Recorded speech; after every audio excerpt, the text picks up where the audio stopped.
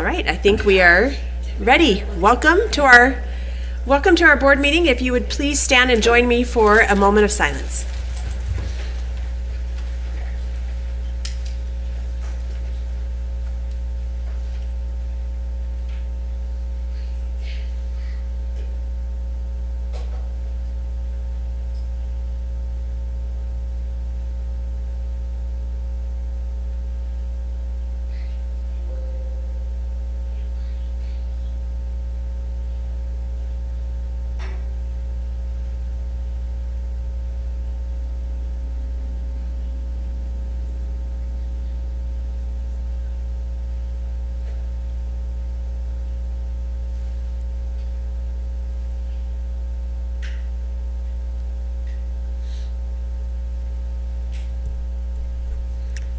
Thank you. I will call this meeting to order, and we will begin with the Pledge of Allegiance led by our Associate Superintendent, Ms. Holly Williams.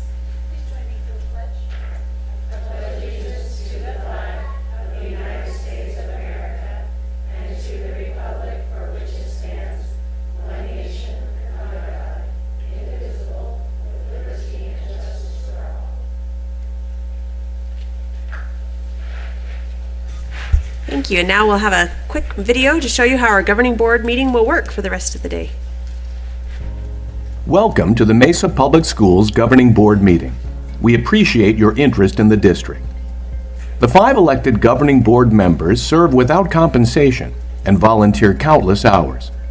The president and the clerk of the board are elected in January. Under state law, the governing board may only discuss and vote on matters that are on the agenda for tonight's meeting. Agendas are posted a minimum of 24 hours in advance on the Mesa Public Schools website and in the Curriculum Services Center. Copies of tonight's agenda are located in the lobby. The public may speak on any item of business on the agenda that requires the board to take action. If you wish to comment on an action item, please complete a request to address the board form before the item is discussed. The form is located in the lobby. Members of the public will be given a maximum of 3 minutes to speak. Once recognized by the governing board president, please state your name. We ask that all speakers show respect and courtesy to others. During the second regular meeting of each month, the agenda will include a call to the public, which is an opportunity to speak to the governing board about a school district matter that is not on the agenda. Please submit a request to address the board form to participate in the call to the public. If you would like the board to consider adding an item to a future agenda, you may submit your request in writing to the board at least 5 working days before that meeting.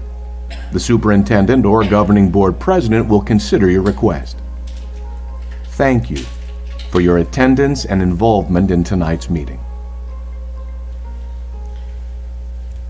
Thank you very much. We have a review of our agenda. I have no information from any of the board that they wish to pull anything on tonight's agenda, and I have no requests to speak, so our consent will go forward. And a review of our governing board calendar. Dr. Forlis, this is just an incredible shrinking summer. That is absolutely correct. We were just talking about that today. We were wondering if we could stretch just a little bit. We have lots of summer projects planned.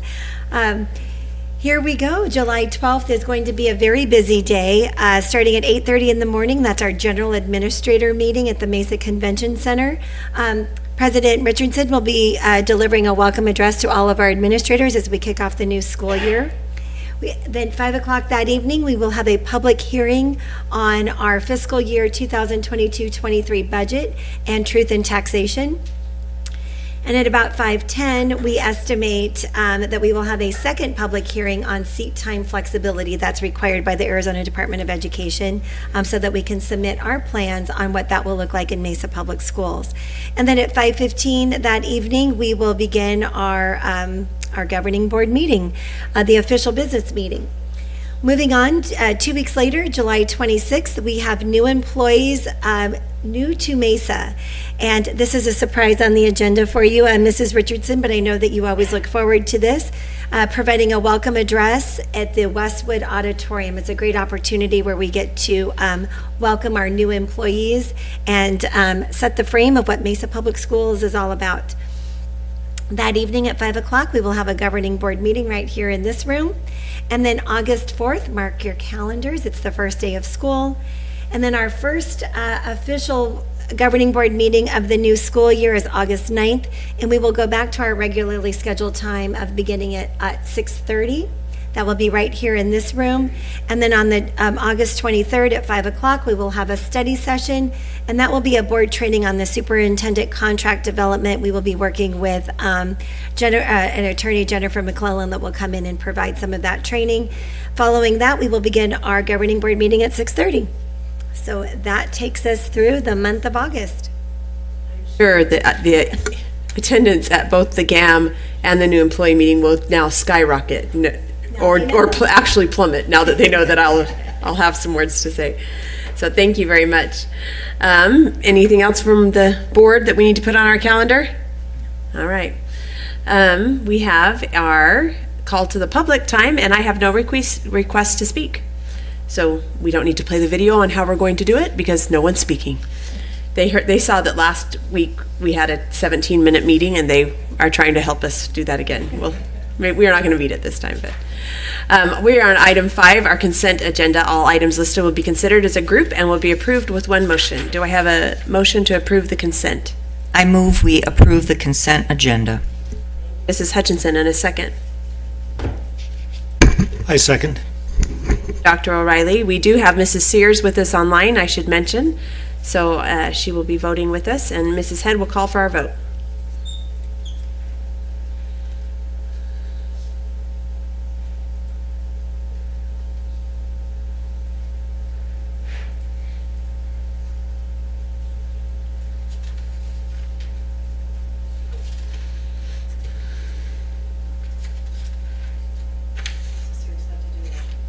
Mrs. Sears, would you like to do a vocal vote?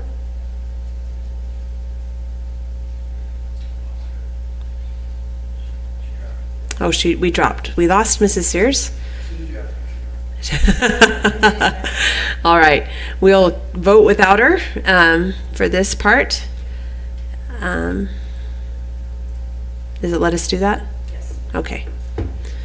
All right. Then that vote passes 4-0 with Mrs. Sears not present for the vote. Thank you. And next, we'll move on to some of our action items. Our first action item is our personnel requests, including an addendum. Mr. Wing, talk to us about that.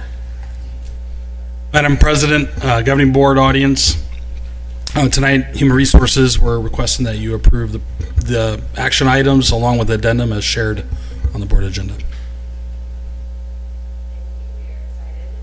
You have more people working for Mesa Public Schools. Is there a motion to approve item 6A? So moved. Thank you, Mrs. Ellingson, and a second. I'll second. Thank you, Dr. O'Reilly. Mrs. Head will call for our vote.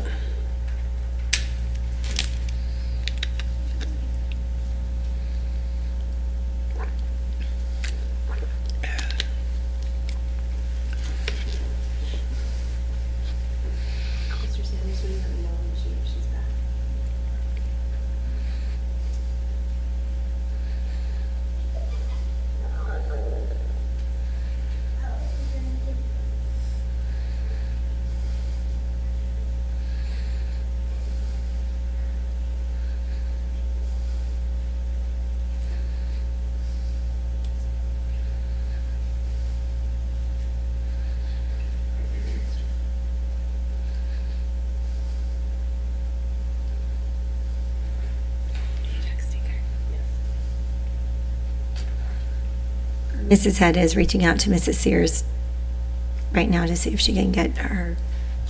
In my mind, I'm picturing like a little mouse scurry. Like, did you picture that ever when you're like waiting for the vote? Well, it has to run down all the way. Sorry, I should probably not say that out loud, but in my mind, that's how the internet works.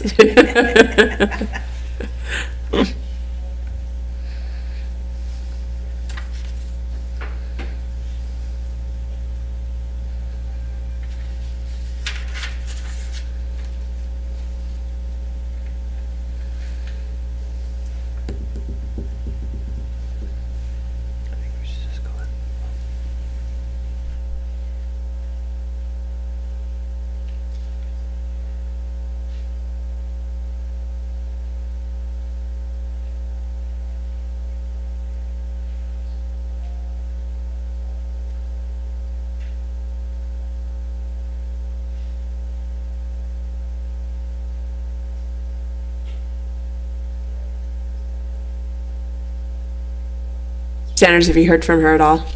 All right, let's go ahead and call that vote without her then.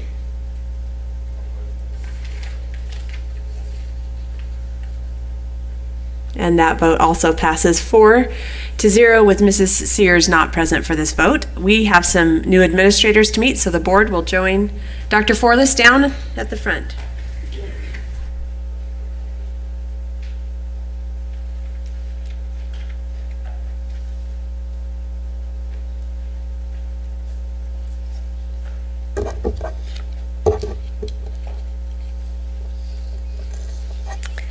So, Madam President and members of the Governing Board, with tonight's approval of the personnel requests, we have several incoming administrators to celebrate. In fact, we have 3 with us here this evening. So we will start. Will Carrie Karstens please join me at the podium?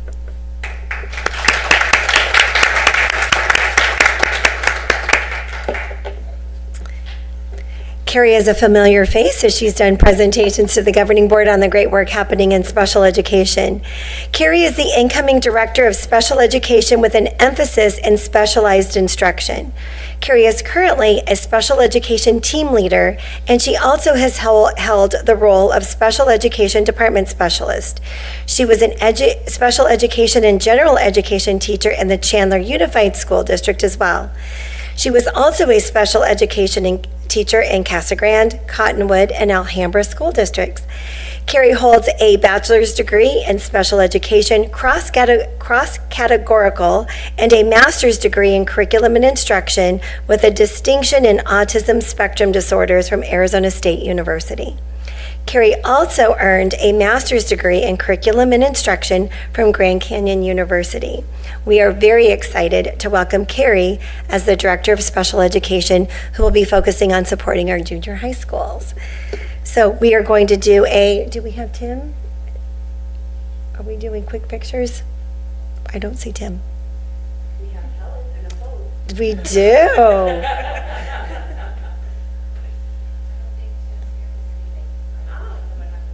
Okay, so we'll have Helen take quick pictures. How about that? She's great at this. All right, so we'll do a quick picture here, and then you will go shake hands with and be congratulated by our governing board, and then we'll get your family to come up for a picture. So that's how we do this, bro. All right, you guys got this? Okay. All right. Congratulations to you. We'll bring your family up.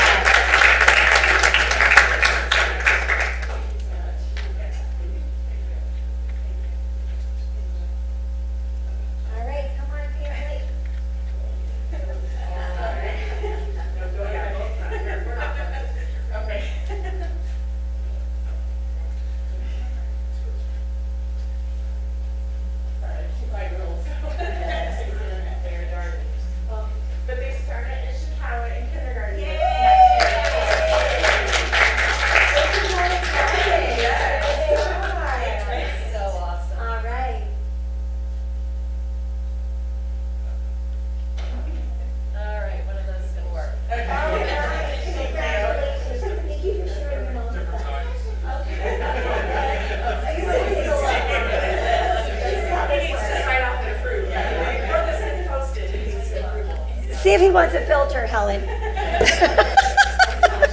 we tell them that saying any kids who come to a board meeting get ice cream on the way home? Oh, that is a thing. That is a thing. That before the picture, right? It's a firm policy of the governing board. All right, we're not done celebrating yet. Next, I would like to invite Dawn and Neil to join me at the podium.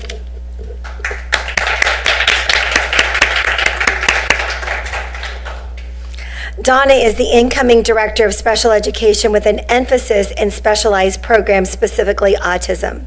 For the last 4 years, Donna has served as a behavior specialist. Prior to that, Donna was a clinical supervisor for Pinnacle Autism Therapy and a clinical director for Progressive Behavior Science Incorporated in Miami, Florida. Donna has been a behavior analyst, a behavior therapist, and an infant toddler development specialist. It's always so amazing, all the talents that are brought to our district. Donna earned a bachelor's and a master's degree in mental health counseling at Nova Southeastern University. We are very excited to welcome Donna as the Director of Special Education.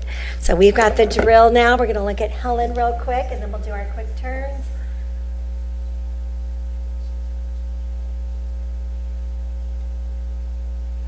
All righty, and our board would love to congratulate you.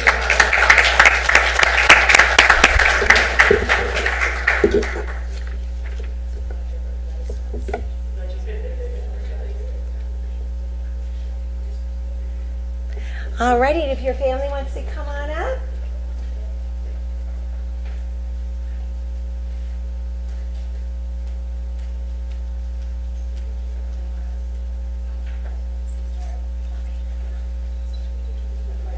Perfect.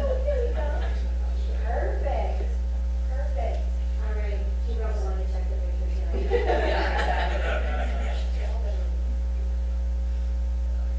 All right, congratulations to you. All right, thank you.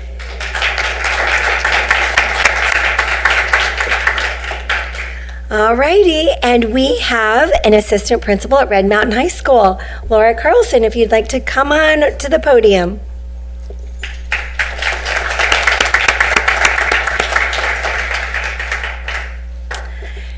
Here is Laura. She is the incoming assistant principal at Red Mountain High School.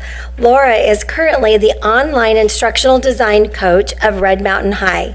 She previously occupied various roles at Red Mountain, including math teacher, testing coordinator, department chair, lead tutor, and summer school coordinator and teacher.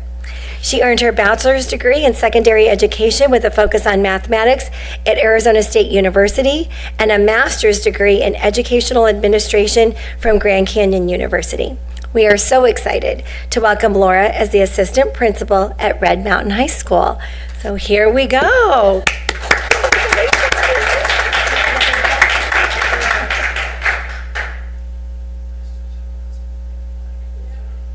There you go. Congratulations. The board would love to congratulate you as well.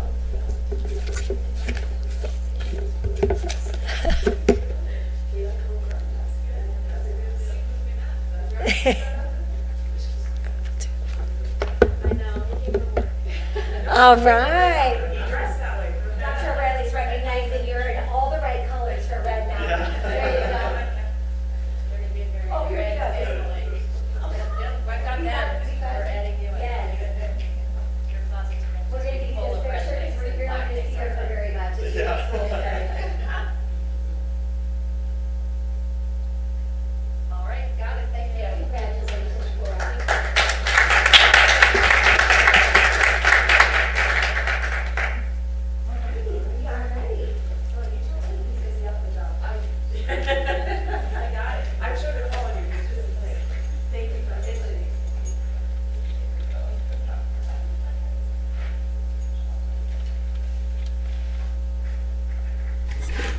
We are excited about Helen's new job as the district photographer. That was amazing, and we are so excited to have you administrators in the district and helping our students, and we're thankful to your families for coming to support you, and we would love you to stay, but you do not need to stay.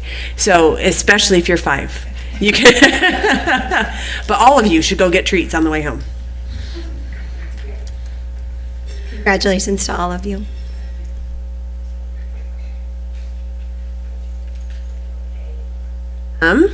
Next on our action items is the proposed budget for fiscal year 2022-23. And I believe this is going to go to Mr. Thompson. Thank you, Madam President. So this evening, we are proposing a budget when we don't have a budget.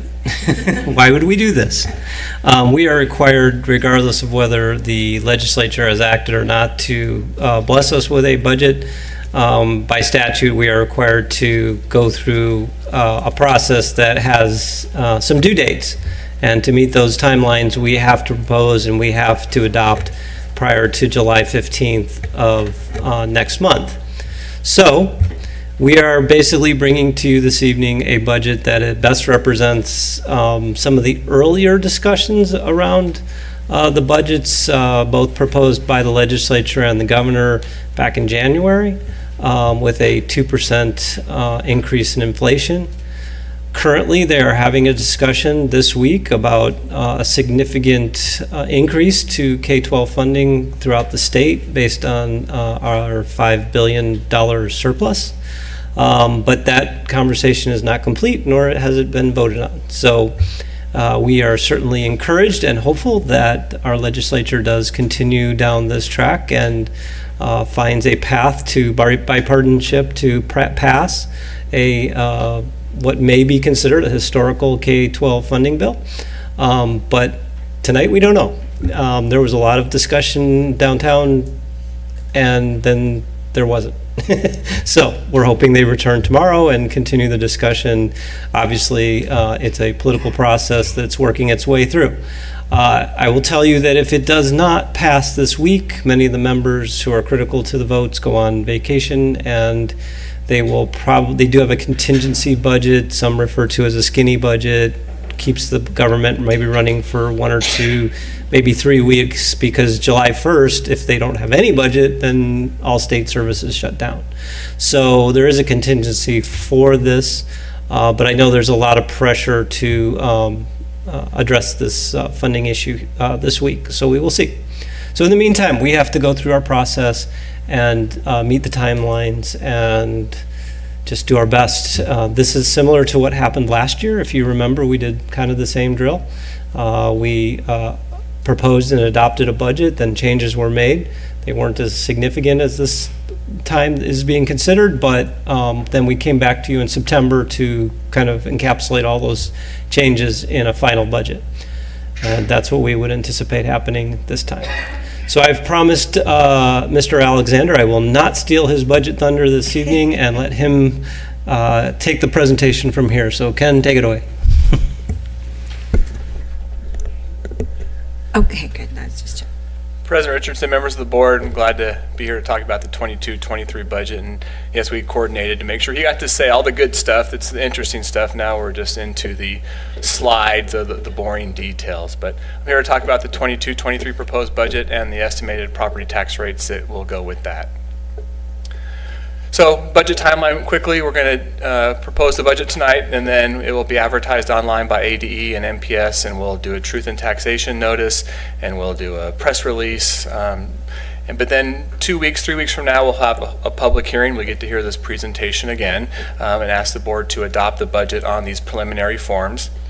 I always hope to take this next line out about the September 15th, but I've done this twice and it's been in there twice, so that's pretty rare to have to do that September one. So hopefully next year we won't have to, but may have to come back in December, but more than likely just the May one to do a final budget revision.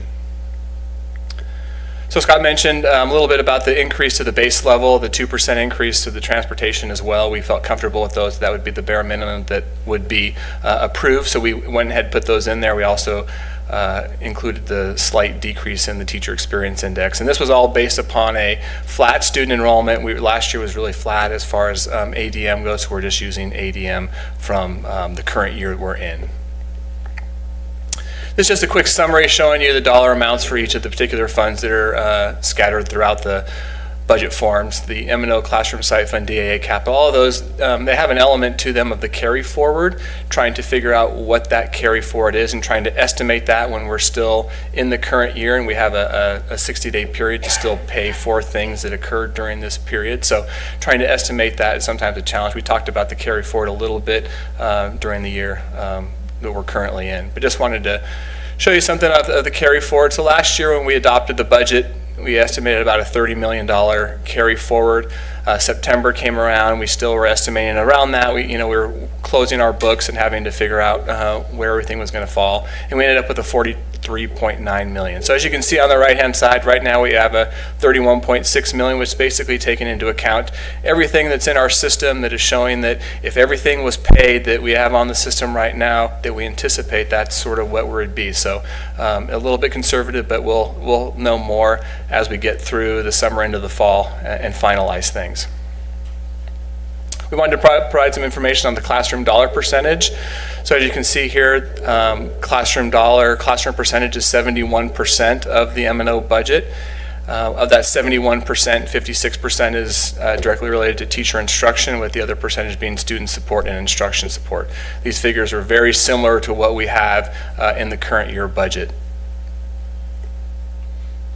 Some highlights. This is a fun slide. As you can see, the top two lines relate to M&O pay increases and ESSER and classroom site fund increases in stipend. Those are things that superintendency worked with the associations and worked with the board to get those approved, and you can see the results of that efforts.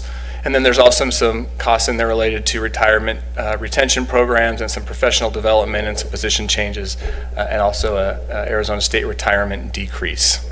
First time in quite a while, I guess. One thing I wanted to bring your attention is some big projects. So we have some parking lot, fire lane, bus lane improvements for $5.2 million. That's hitting those, 12 sites. So our DAA or capital funds will pick up a large portion of that, but we are having an adjacent ways levy is included in this budget. This information that's shown on this slide shows a comparison between what we did last year in 21-22. We levied $2.2 million. We're proposing the $2.9 million this year. This information comes right off the Truth in Taxation notice that we will be publishing and then having a hearing on the 12th of July. And then it shows on the bottom there what the difference is between with and without the levy across those 2 fiscal years. Finally, going into the tax rates, one of the first things we look at with the tax rates is the net assessed value. You can see here a 4.5% increase in the net assessed value. That's a little bit lower than what we have seen in the past. We have about 5 or 5.5%, but still a 4.5% increase in net assessed value. I know those things lag a little bit, so that's a good sign. And then this slide here shows the estimated tax rate. Again, estimated is what we're looking at for 22-23. The 22 budget amounts are the actual amounts for the primary, secondary, and total. So the middle column shows what we've estimated those tax rates to be. And as you can see, the primary rate we're estimating to go down a little bit, the secondary rate going up slightly, but the overall tax rate being a little bit lower in 23 than what it was in 22. That secondary rate a little bit higher, more than likely, and is related to the bond that we sold this last time. We did a larger amount to try to capture better interest rates. So that's the main reason for that. But overall, again, we're estimating a lower overall tax rate this year than we had last year, 7.01. In this last slide, you've seen this slide many times, probably as part of the bond presentations, but as you can see, that top line there is our overall tax rate. It's definitely been pretty flat throughout the last 10 years. When we added another column for this coming year, we anticipate it'll be just slightly lower than what that far right column is. And it's basically the lowest in the last 2-3 years, but it's on the lower side of what we've been in the past 10 years. One thing, even though the secondary, the bond rate caused the secondary to go a little bit higher, that 1.61 that I think is attributed to the bond is still less than what we estimated when we did the voter information pamphlet. We went out for the bonds of 1.67. So even though we did a high dollar amount this time, we still kept the tax rate below what we had basically outlined and promised taxpayers. That's all I have on this proposed budget. Is there any questions for me?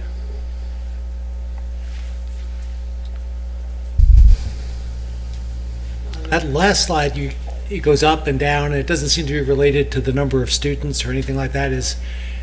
Why does it vary from year to year? Why aren't they in some sort of line consistent with our population or something? Well, because as we issue bonds, that's a big portion of it too. So as our debt level changes, then we also have that, and there's a lot of things that go into that factor, but that's one of the main pieces that is in there as well. Okay. And as our budget increases, then it's a effect of the tax rate too. The tax rate plus the net assessed value, those two things are moving pieces in there. Even trying to estimate it's difficult because we have to estimate what our cash will be at June 30th when the county hasn't posted it yet this month, and we're trying to estimate what we think is going to be there, and all those goes into the estimate. So those are the main reasons for some of those changes. And is the rate down because property values are up? Is that really the cause? Yeah, pretty much. As the property values go up, the rate typically will go down, and that's the main relationship there. And I mentioned to Dr. Froelich when we talked that the rates are one thing, but what people understand are dollars. So does that mean the dollar amount a homeowner pays is going down because the rate has gone down? Staying in my same house from last year, it's gone up. Well, and it's one of those things, if your net assessed value goes up but the rate stays the same, you're going to be paying more because the value is going up. So we always be very cautious on that conversation because that's something that comes up often when we're having override and bond conversations. I cannot project your personal tax rate changes because there's circumstances, your house might be reassessed, or, there's all kinds of things that come up. So in general, yes, as assessment goes up in the area, everybody's sharing the cost of our budget with a little more value in their property. So you would hope that when our rate goes down, that your home rate would go down as well. But I just can never guarantee that because there's circumstances in your own personal Not on an taxes. individual, but the question I get from people I got when I was out was, you say the rates are going down, but the amount I pay always goes up.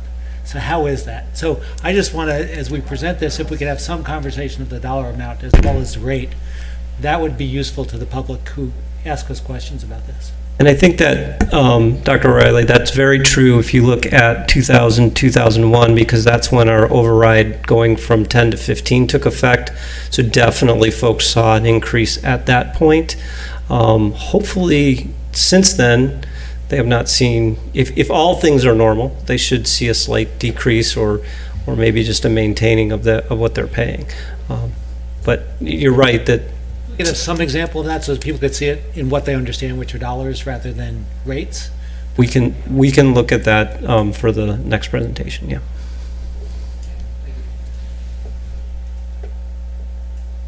It is important to talk about how on that slide 13 with the tax rate history, that, it's intentional, right? We sell things because that is our promise to the public when we sell our bonds and we ask for the override, is that as we retire old debt, we take on new so that we can keep that tax rate as stable as possible. But you're right. The point is, if your house used to be worth $300,000, and now because the market says your house is worth $400,000, well, you're paying a tax rate now on a $400,000 house, not a $300,000 house, and so you're like, well, I'm paying more. You're like, well, because your house was worth more, and that's what happened to the tax rate. And so that is tricky. But our pledge as a district and as a board was to say we will do our part that keeps the part we can control, which is not your property value. The part we can control is the rate, and the rate at which we accrue debt services by selling our bonds, and we will keep that stable or decrease it. And there is one other part of the conversation that I want to highlight too, and that is, as Mr. Alexander indicated, while we still kept ourselves within that kind of tax rate promise of the bond, we did sell $90 million at a really low interest rate. So we are still, that's a balancing act. And so we are taking advantage of the increased and assessed valuation to issue more debt at a lower interest rate, which will save our taxpayers over the 10 years that we pay off our bonds, which I remind everybody we pay them off in 10, not 20. And that is one of our pledges. So all of this is in the interest of trying to maintain a good quality of debt in the sense of low interest, quickly paid off, and taking advantage of the assessed valuation, still keeping within the tax rate promised to our taxpayers, all of which means that they're paying less to pay off these bonds. turns out it was very strategic to do that in the spring, right? Absolutely. Benefited our We district caught very a window, we got a very Small good window, rate, and it was and we've all seen the news of where interest rates are going now. So very, very excited that we were able to take advantage of that. timing for us. That there's other things we don't sometimes do with good timing, like big remodel projects, but this one was good. This timing was good. Were there any other questions for Mr. Alexander? I didn't have a chance to look over what our percentage to the classroom. I noticed it's 71 this year. You said it was similar last year. Do you remember what it was? That was just on the budget side of it. So as far as budget-wise is going, but that differs from what the Auditor General, which brings into account all funds. So it's a little bit different as far as. So this is just M&O. If you looked at this slide last year, it was the same percentage within a 0.5% or so. I mean, it was really close. So, and we present you with the M&O funds, whereas the classroom site fund report takes into account all funds.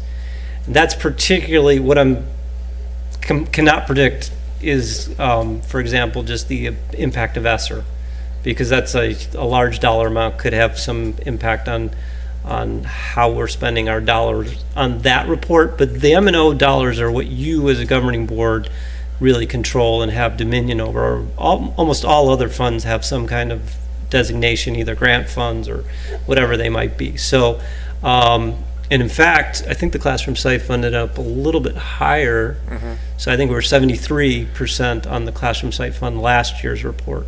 So 71 is a good target. We'd certainly want to see that improve, but it's definitely not getting worse. So Okay, that's what I'm Maintain. just very cautious of that number going down. I yes, don't we're not want- going down. We didn't achieve, at least in what we're estimating in the budget right now, we're not achieving an improvement in that area, which is, I think, our ultimate goal. But I can tell you that ultimate goal is primarily driven by teacher salaries. I mean, that is our largest expense. And remember that we're using a combination of funds to fund our teacher increases for next year, including the classroom site fund. So while it's not improving in M&O, I think you'll still see it improve overall, with the exception of what ESSER might do, and I'm just not sure how that's going to impact the report. We'll see. But I think it's good that we're maintaining, and obviously if we see something change at the state level, then we're going to revisit this and maybe have an opportunity to improve it. I have a question. Could you remind us what expenses are considered non-classroom? Well, anything related to transportation, administration, food service, those things are all non-classroom spending. Operations spending, anything for our maintenance staff, those type of things, supplies, maintenance for those departments are all non-classroom. Another way to categories. maybe think about it, instruction is defined as in front of students. That's the number one definition there, that you are instructing in front of a group of students. Student support and instructional support are kind of the wraparound to the classroom, so still heavily involved with students, but not directly instructing them on a daily basis, so still considered classroom support. And then everything outside of that are all the logistics that keep the school running: food service, transportation, grounds, operations, electricity, all that kind of stuff. So, So it's all those things that support the learning environment. yes. Exactly. And so, I mean, we have to have air-conditioned classrooms. Right. Kids have to be transported to school. Yep. They have to be fed. We have to have lights on. We have to have adequate electrical for all of the technical equipment that we have. So these are expenditures that support learning, but are not considered instruction. Not considered classroom. Right, okay. And if you look at the history of both the state and Mesa on the classroom site fund report, what you see, and what we've tried to educate folks to with the legislature and elsewhere, is we're at 56%.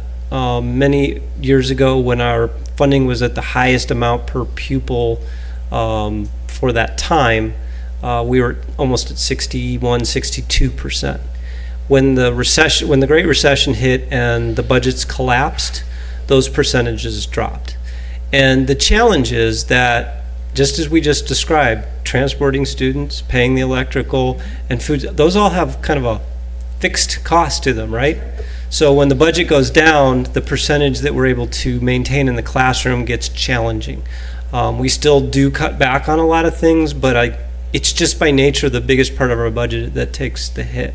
So I say all that because if we do see historical return of funding, I think we get to a conversation where we will really be able to affect that percentage.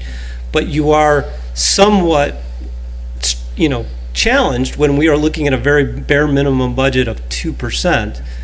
in trying to get that to something higher than 71 when we're really just looking at kind of the same money we had last year. So it would make sense that the percentage is maintained, even with the proposed increases for our staff and our teachers.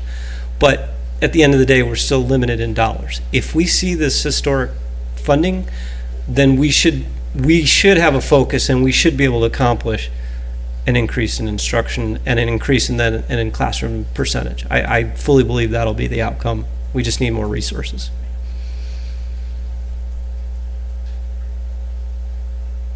Any other questions before we, so let's be clear, this is kind of here's the way I figured it out in my mind. We are proposing this budget so that we can continue to talk about it at our next meeting, and then we will take a final vote. It's, you know how we usually like have a motion and then we can talk about it and then we do the vote. We're taking a motion and voting that we're taking a motion so that we can talk about it more next week. So This is your public hearing, this is your and then draft budget that you are approving the draft to be continued in conversation, interestingly, we have dates we have to adhere to in this budget process. even though the legislation hasn't been passed. Yeah, these are statutorily required that we do something by July 15th. So here we are. Our rule followers. Mrs. Sears, did you have anything you would like to add? Nope, sounds good. All right. Thank you. Thank you, Dr. O'Reilly. Okay, then I need a motion and a second to approve the proposed fiscal year 2022-2023 budget. So moved by Ms. Sears. Thank you, Mrs. Sears. And a second. I'll second. Thank you, Mrs. Hutchinson. Said we'll call for our vote, and Mrs. Sears, if you need to do one by voice, chime in. I'll do a voice vote of yay.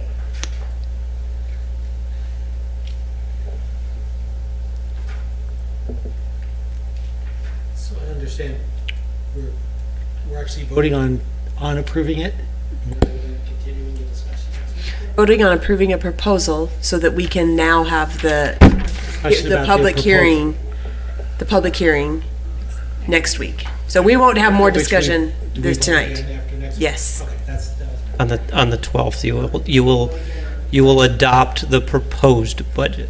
I just want to make that. Yep. It gets, so I just take the word proposed and put draft. So you're approving the draft today, and then on the 12th, you approve the final.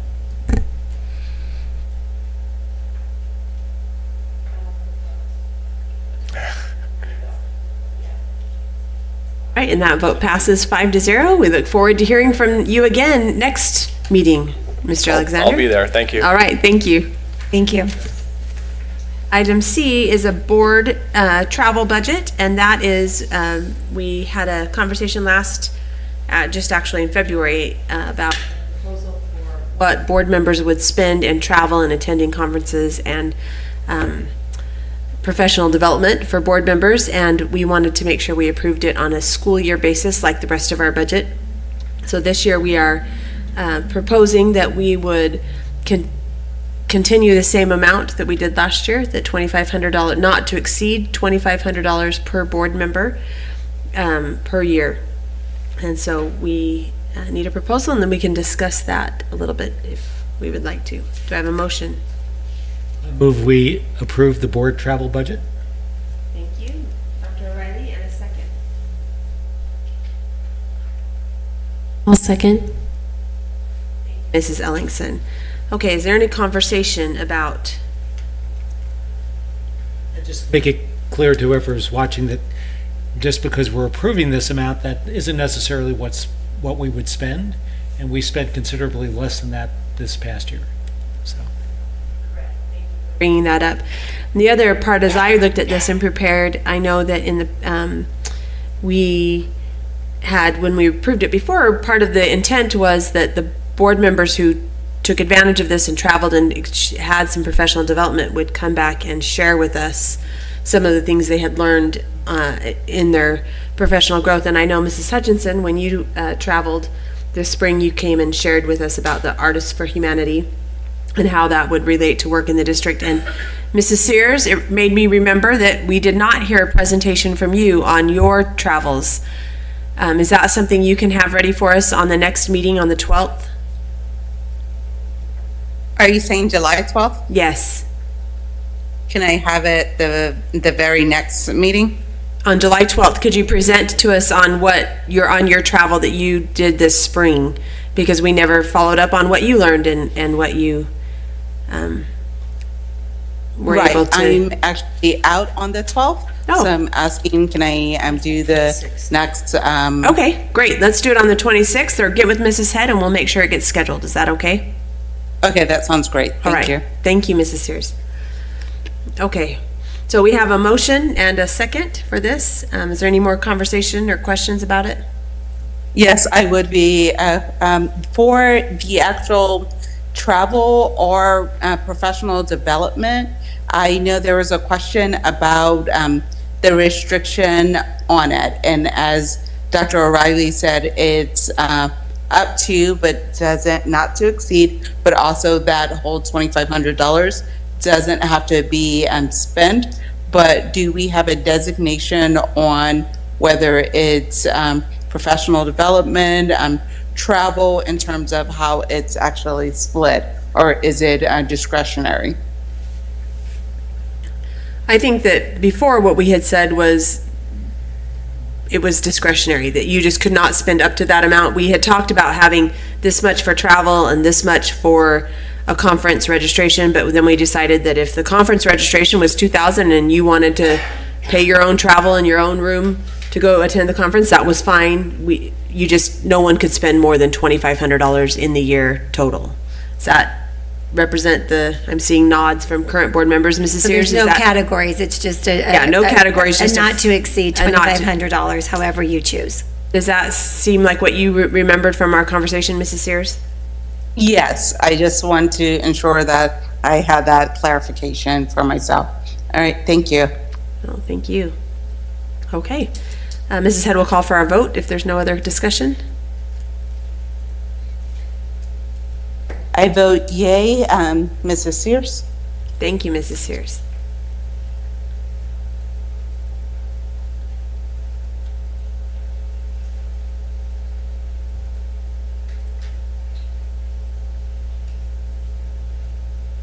And that vote passes unanimously, 5-0.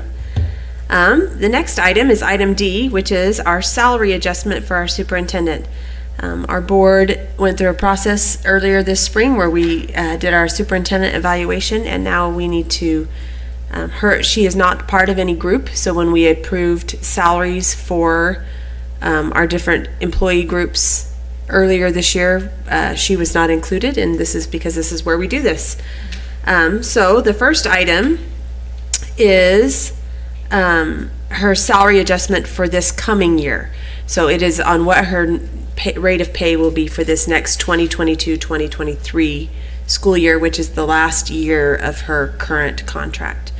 Do I have any motions about where we can start a conversation on this? Madam President, I move approval of a 4% salary adjustment, which is equivalent to $9,180 for the superintendent's year 3 of the 3 contract. Thank you, Mrs. Hutchinson. Is there a second on that? Second. Thank you, Mrs. Ellingson. All right, comments or things the board would like to talk about that? Questions? I think we should just note that's the same percentage increase that all the staff are getting. I think that Dr. Forlos's contract actually has a limit. I'm looking at Mrs. King to remind me exactly what it is, but it's up to a 6 or 7% raise or 5, is it just 5 for this? Thank you. 5. Shoot. I didn't remember what it was in year 3, but I like also that 4% would mirror what was done for other employee groups throughout the district as well. Any other conversation on that? Mrs. Sears? No comment for me. Thank you. All right, with no other conversation, Mrs. Head will call for our vote.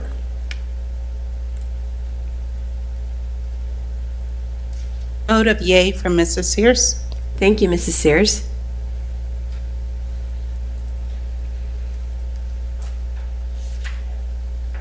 That vote passes 5-0, which brings us to our final action item, item 6E, which has to do with last year's portion of Dr. Forless's contract, and this was her her compensation, performance-based compensation, since she's also separate from the employee groups on that.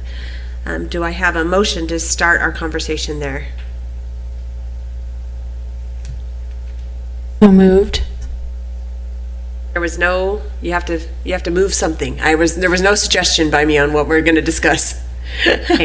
But normally that would be a really good answer. Let's see. I'm looking at the percent here.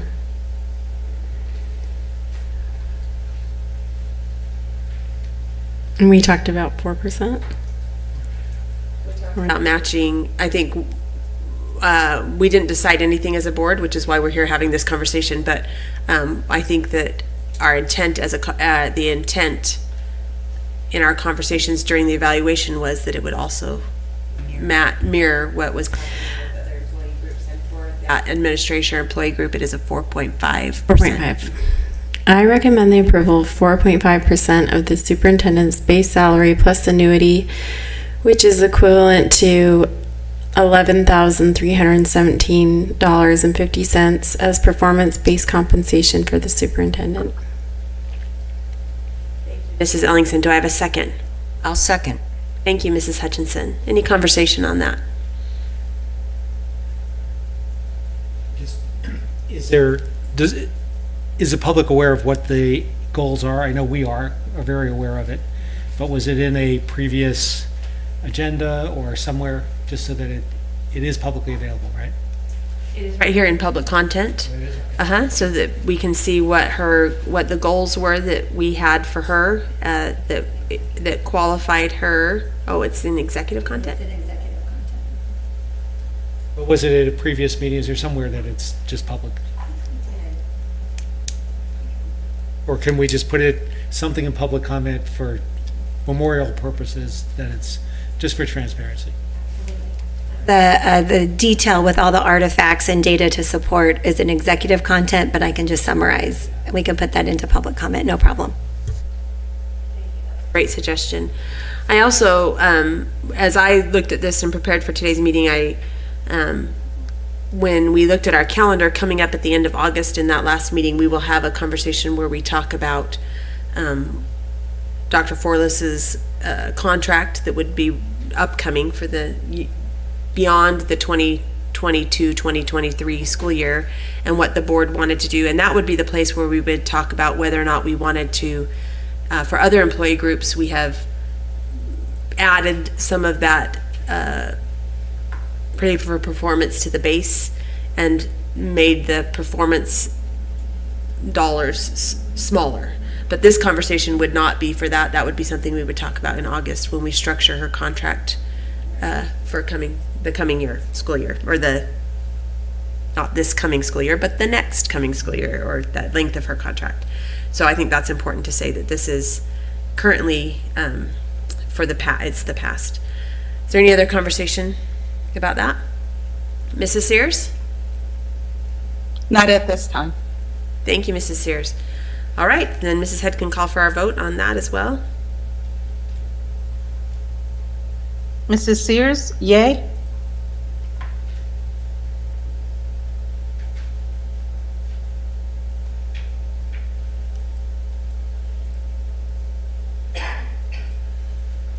And that vote also passes 5-0.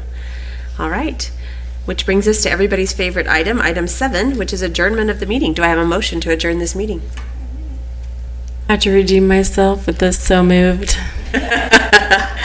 Thank you so much, Mrs. Ellingson. And a second. Thank you, Mrs. Sears. And Mrs. Head will call for our vote. Mrs. Sears, how do you want to vote on this?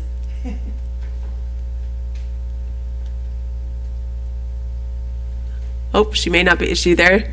Do you want to weigh in, Mrs. Sears? Yay. Was that a comment or a vote? A bit of both. A little bit of both. That passes 5-0, and our meeting is adjourned. Thank you. Thank you, Mrs. Sears. Thank you.